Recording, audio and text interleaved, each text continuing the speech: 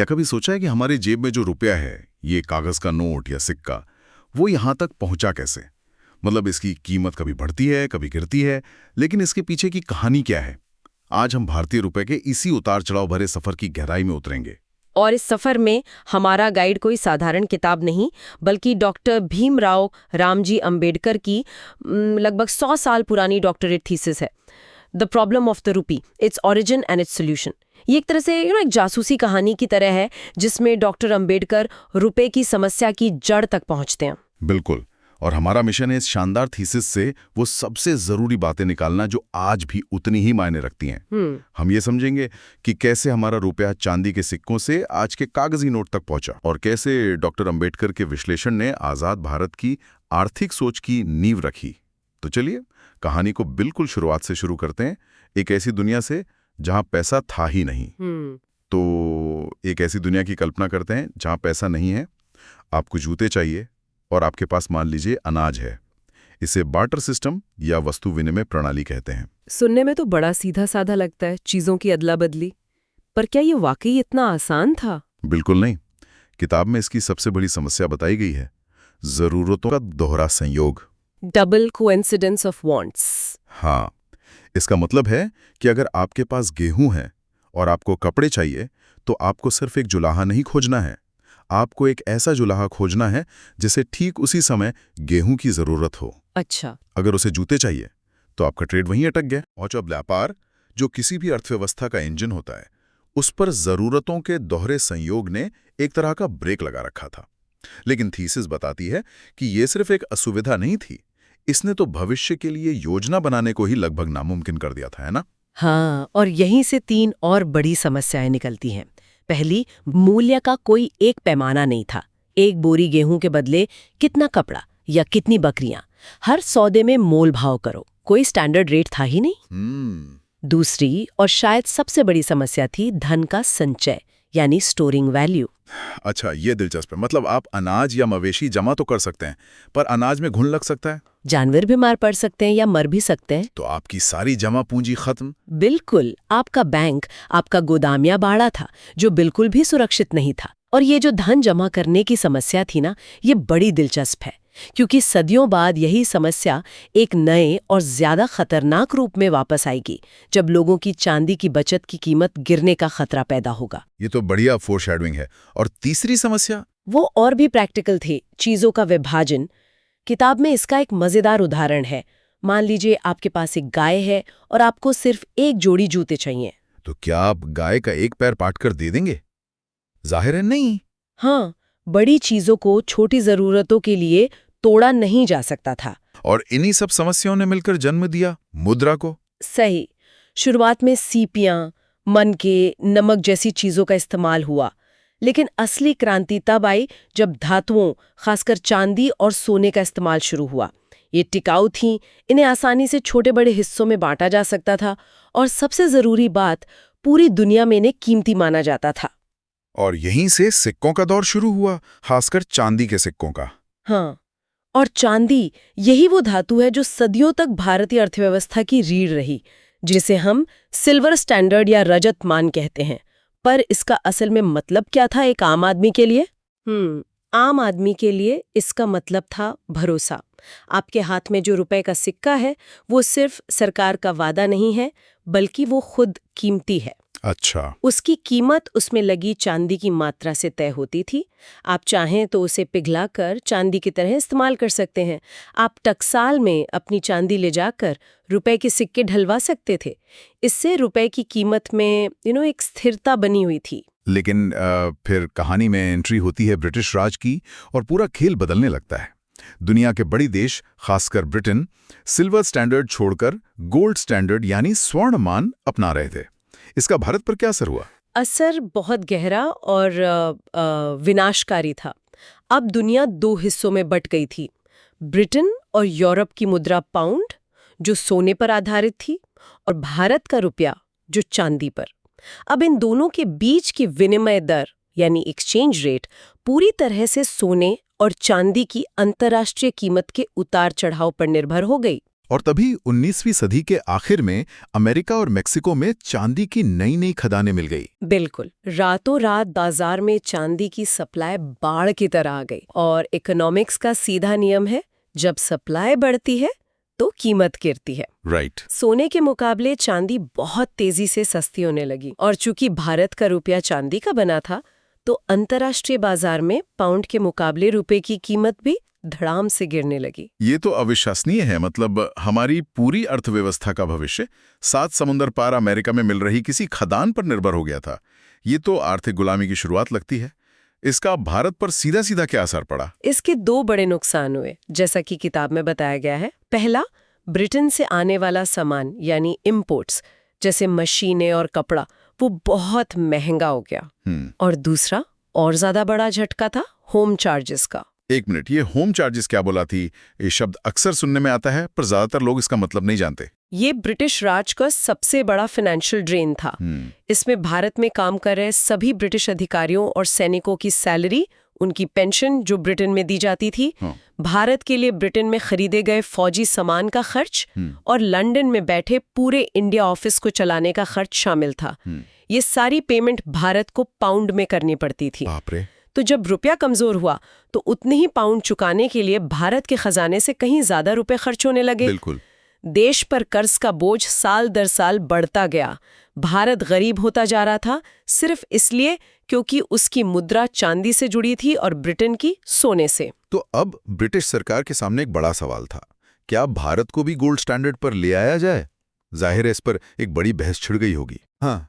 और इसमें 2 बिल्कुल विपरीत पक्ष थे। एक तरफ थे ब्रिटिश अधिकारी, बैंकर और व्यापारी। वो गोल्ड स्टैंडर्ड चाहते थे। क्यों? क्योंकि वो पाउंड के साथ एक स्थिर विनिमय दर चाहते थे, ताकि उनके व्यापार और मुनाफे में कोई अनिश्चितता न रहे।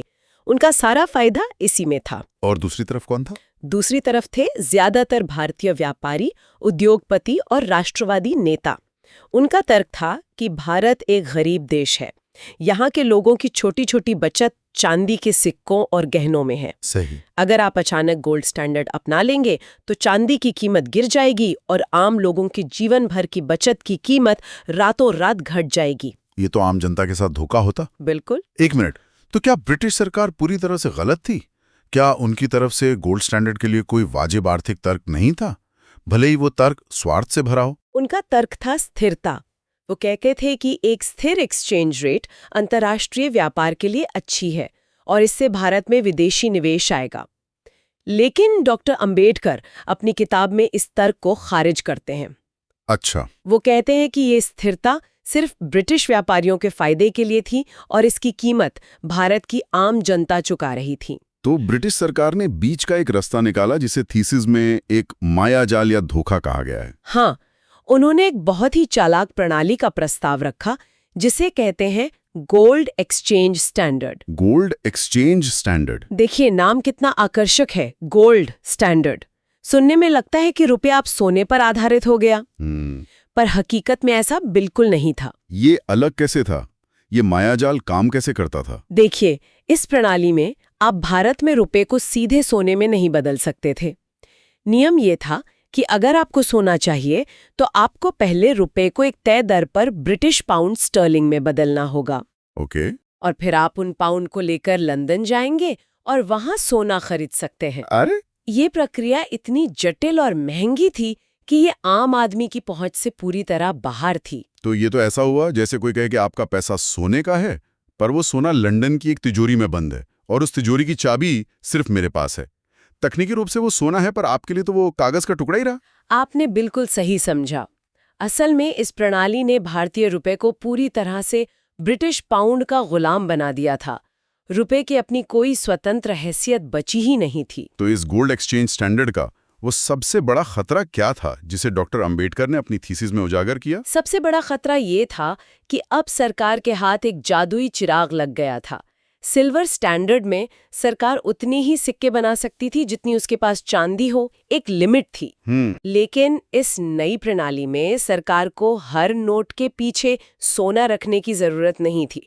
उसे बस लंदन में कुछ पाउंड का रिजर्व रखना होता था, ताकि एक्सचेंज रेट को संभाला जा सके। और इसका नतीजा ये हुआ? नतीजा ये हुआ कि सरकार को बिना किसी रोक-टोक के असीमित मात्रा में कागजी नोट छापने की ताकत मिल गई। और जब सरकारें बिना सोचे समझे नोट छापने लगती हैं तो उसका एक ही नतीजा होता है, महंगाई। किताब में इसे आम आदमी की जेब पर डाका कहा गया है। बिल्कुल, अंबेडकर के विश्लेषण का ये सबसे शक्तिशाली हिस्सा है। उन्होंने दिखाया कि कैसे इस अंधाधुंध छपाई ने भारत में भयानक महंगाई को जन्म दिया। ये एक अदृश्य टैक्स की तरह था। अदृश्य टैक्स, इसे थोड़ा और समझाएंगे। ये वैसा ही है जैसे आप हर महीने अपनी सैलरी बैंक में रखें और कोई हर रात उसमें से चुपके से एक छोटा सिक्का निकाल ले। आपको तुरंत पता नहीं चलेगा, पर साल के अंत में आपका काफी पैसा गायब हो चुका होगा। सही। महंगाई भी यही करती है। आपके बैंक में रुपए तो उतने ही रहते हैं, पर उनकी खरीदने की शक्ति, उनकी असली कीमत वो कम हो जाती है। और इसका सबसे बुरा असर किस पर पड़ा? किसानों और मजदूरों पर, जिनकी आय लगभग निश्चित होती है। उनकी आय तो उतनी ही रही, पर बाजार में हर चीज का दाम बढ़ गया। तो उनकी असल कमाई घट गई। हाँ, लोगों की जीवन भर के बचत की कीमत कम हो गई। डॉक्टर अंबेडकर ने अपनी किताब में इसके लिए एक बहुत सख्त शब्द का इस्तेमाल किया, संगठित लूट।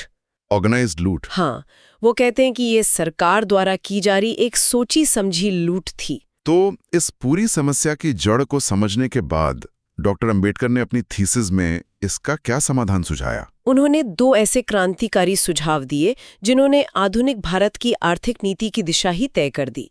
पहला, उन्होंने कहा कि किसी भी मुद्रा नीति का मुख्य उद्देश्य अंतर्राष्ट्रीय विनिमय दर को स्थिर रखना नहीं होना चाहिए, जैसा कि अंग्रेज कर रहे थे। अच्छा।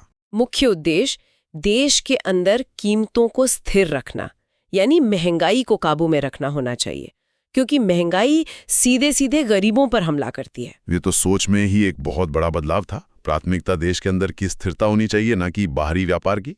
और दूसरा सुझाव तो और भी ज्यादा दूरदर्शी था। हाँ, दूसरा सुझाव था कि नोट छापने का ये काम सरकार के हाथ से ले लेना चाहिए। इसे एक स्वतंत्र केंद्रीय बैंक, एक इंडिपेंडेंट सेंट्रल बैंक को दे देना चाहिए। एक ऐसा बैन जो सरकार के रोजमर्रा के राजनीतिक दबाव से आजाद हो और सख्त कानूनों के तहत काम करे, ताकि वो मनमाने ढंग से नोट ना छाप सके। बिल्कुल। और सरकार पर भी एक वित्तीय अनुशासन बनाए रखे। तो क्या हम ये कह सकते हैं कि आज जो हम भारतीय रिजर्व बैंक यानी आरबीआई को देखते हैं, उसका बीज डॉक्टर अंबेडकर के इसी विचार में था? बिल्कुल, ये कोई संयोग नहीं है। थीसिस बताती है कि 1926 में जब हिल्टन यंग कमीशन भारत में मुद्रा और वित्त की जांच करने आया, तो डॉक्टर अंबेडकर ने अपनी किताब और रिसर्च उनके सामने रखी। कमीशन उनके तर्कों, डेटा और विश्लेषण से इतना ज्यादा प्रभावित हुआ कि उसने अपनी रिपोर्ट में लगभग उन्हीं बातों को दोहराया। हाँ, और भारत के लिए एक केंद्रीय बैंक बनाने की पुरजोर सिफारिश की। इसी सिफारिश के आधार पर 1934 में आरबीआई एक्ट पास हुआ और 1 अप्रैल 1935 को भारतीय रिजर्व बैंक ने काम करना शुरू किया। ये डॉक्टर अंबेडकर के एकेडमिक काम की एक बहुत बड़ी और ठोस जीत थी। हाँ, रुपए की ये कहानी सिर्फ एक दिलचस्प इतिहास नहीं है। ये हमें आज के जमाने के लिए, खासकर जब बात पर्सनल फाइनेंस की हो, बहुत कुछ सिखाती है। हाँ, इस पूरी कहानी से व्यक्तिगत वित्त के कुछ बहुत जरूरी सबक निकलते हैं। पहला और सबसे बड़ा सबक, महंगाई के खतरे को कभी कम मत समझिए। ये एक अदृश्य चोर है जो आपकी मेहनत की कमाई और बचत को धीरे धीरे खा जाता है। इसलिए अपनी बचत को सिर्फ बैंक अकाउंट में मत रखिए, उसे ऐसी जगह निवेश कीजिए जहां आपको मिलने वाला रिटर्न महंगाई दर से ज्यादा हो, ताकि आपका पैसा असल में बढ़े। और दूसरा सबक है विविधता, यानी डाइवर्सिफिकेशन का महत्व। हमने देखा कि कैसे पूरे देश की अर्थव्यवस्था सिर्फ चांदी पर निर्भर होने के कारण संकट में आ गई। इसी तरह हमें अपना सारा पैसा एक ही जगह, जैसे सिर्फ प्रॉपर्टी या सिर्फ स्टॉक मार्केट में नहीं लगाना चाहिए। सही कहा। जैसे देश की अर्थव्यवस्था के लिए संतुलन जरूरी है, वैसे ही अपने पोर्टफोलियो के लिए भी। बिल्कुल। और तीसरा और आखिरी सबक है आर्थिक साक्षरता, फाइनेंशियल लिटरेसी। डॉक्टर अंबेडकर ने उस जमाने के सबसे जटिल आर्थिक मुद्दे को समझा और उसका विश्लेषण किया। हमें भी अपनी अर्थव्यवस्था और मुद्रा को समझना चाहिए। ये जानने की कोशिश करनी चाहिए कि ब्याज दरें घटने या बढ़ने का हमारी ईएमआई और हमारे निवेश पर क्या असर होता है। ज्ञान ही आपको बेहतर वित्तीय निर्णय लेने की ताकत देता है। बिल्कुल। बिल्कुल सही कहा। एक मजबूत देश के लिए एक स्थिर रुपया चाहिए और एक मजबूत भविष्य के लिए एक स्थिर पर्सनल फाइनेंस। जाते जाते एक विचार छोड़ जाते हैं। डॉक्टर अंबेडकर का मूल तर्क ये था कि एक देश की मुद्रा नीति सिर्फ एक आर्थिक या तकनीकी मुद्दा नहीं है, बल्कि ये एक सामाजिक और नैतिक मुद्दा है जो सीधे सीधे सामाजिक न्याय से जुड़ा है, क्योंकि इसका सबसे ज्यादा असर समाज के सबसे गरीब और कमजोर तबके पर पड़ता है। इस बात को ध्यान में रखते हुए आज के समय में हमारे रुपये की स्थिति और महंगाई की दर हमारे समाज की प्राथमिकताओं के बारे में क्या बताती है?